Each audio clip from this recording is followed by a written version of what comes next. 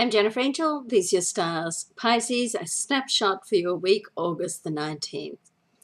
Okay, so the full moon this month is this week, at the middle of the week on the 21st, and it's in your solar 12th house. So this is very imaginative house, and to have the moon there, then you are one of the most intuitive, sensitive signs of the zodiac anyway, Pisces. But with the moon and the full moon in this position, you can really get some of those Oprah aha type moments over this week, but it gives you an opportunity to learn how to trust your intuition more. And I know as a Pisces, you're also highly analytical, and there's a struggle sometimes between, are you going to listen to your intuition, or are you going to go over and do a further analysis of the analysis, so you like to analyze everything. If you can, the magic formula for you is to learn to trust your intuition. Still do the analysis that you love to do, but take into consideration your intuition, because that's not going to let you down.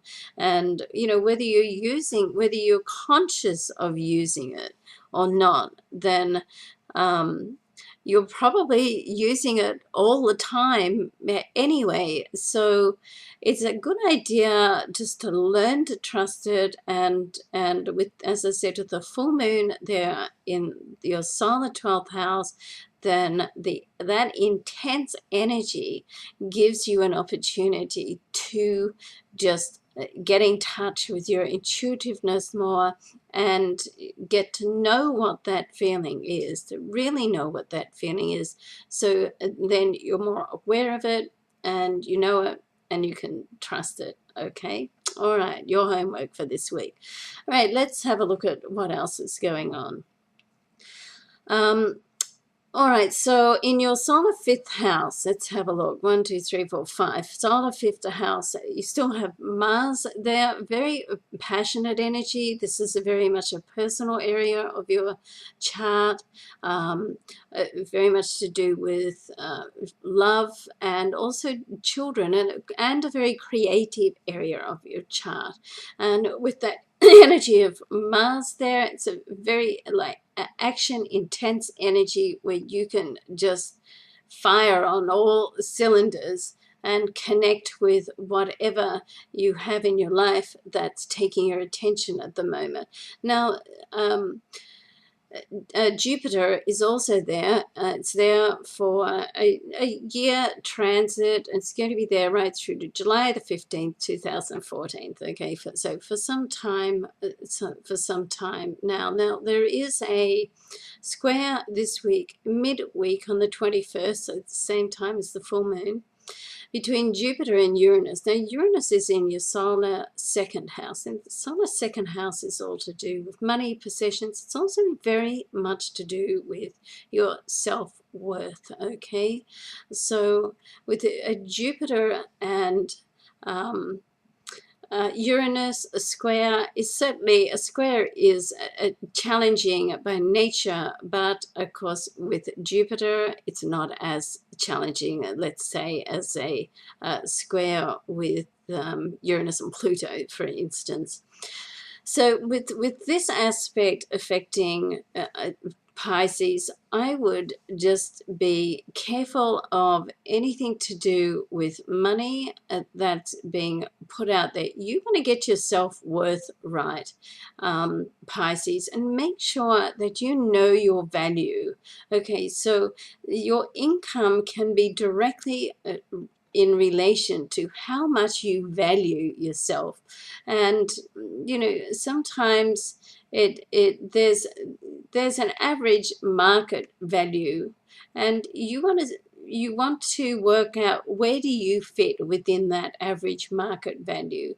Are you on the high end, the middle end, or the lower end? Okay, and it doesn't really matter as long as you just work out where that is, and that can be relative to your experience, your know-how, your years, your education. So it can bring in a lot of different things. But and you can increase that, level of how much you value yourself, or what value you have to, present to the marketplace. But in lots of ways, um, the amount that you value yourself will be the amount that you're paid. Okay, so that's pretty important, because, as I say, there's two things that make the world go round. One's love, as we know, the other one's money. So you want to get those couple of things sort of right. Okay, so, and when we talk about love, at the end of this week, on the Friday and the Saturday going into the weekend, the Sun and Mercury are going to move into your solar seventh house. It's all to do with love and relationships and partnerships. So this is a nice energy coming in there. There is an opposition between Neptune in your sign and Mercury on the 25th. So that's the end of the weekend on the Sunday. So with this, you want to make sure that communications you're having with people that you're in relationships with, it can be not just intimate relationship, it can be, relationships of all kinds. You want to make sure that, number one, your expectations are not unrealistic. And number two, that you're being clear about what you expect and what you want, and the detail that you communicate to someone. Right? So don't make any assumptions. It's very good to always follow up in writing, or if you're having a verbal communication rather than written, to just feed it back. So, okay, so what you mean is, and feed it back to them. Okay, but if you can get that right, then certainly anything to do with Neptune is very imaginative. Okay, so you can come up with some great concepts and have some great discussions that can lead to who knows what. Okay. All right, so all in all, very progressive week, lots happening, lots to think about. Have a great week, Pisces. I'm Jennifer Angel. Thanks for watching.